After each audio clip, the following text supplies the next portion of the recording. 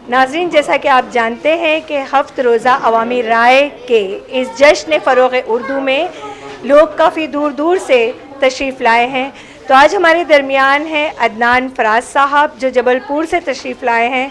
तो हम जानना चाहेंगे कि आज के मुशायरे के लिए सर आपने क्या तैयारी की है। मैडम, आज का ये अवामी राय हफ्ता रोज़ा अखबार के ज़ेर एहतमाम आज का ये जश्न फ़रोग़ उर्दू, ये यकीन जानिए इस ऐसे माहौल में कोविड के जो हालात है उसके बावजूद ऐसे मुशायरे का इनेकाद करना और उर्दू ज़बान का जश्न मनाना ये बड़े हौसले का काम है। ये समझ लीजिए कि आज एक तलवार की नोक पर सफ़र करने की तरह है।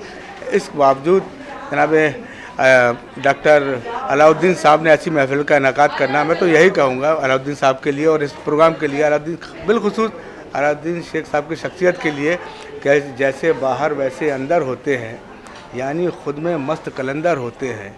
कतरा कतरा ख़ुद को भरना पड़ता है, तब जाकर कुछ लोग समंदर होते हैं। यकीन जानिए उन्होंने ये सबूत दिया अपनी उर्दू दोस्ती का और आज के खूबसूरत मुशायरे का इनेकाद किया। मैं दुआ गो हूँ कि यह मुशायरा पूरी आबो ताब कामयाबी के साथ अपनी मंजिलों तक पहुँचे। आमीन आमीन। बहुत बहुत शुक्रिया सर।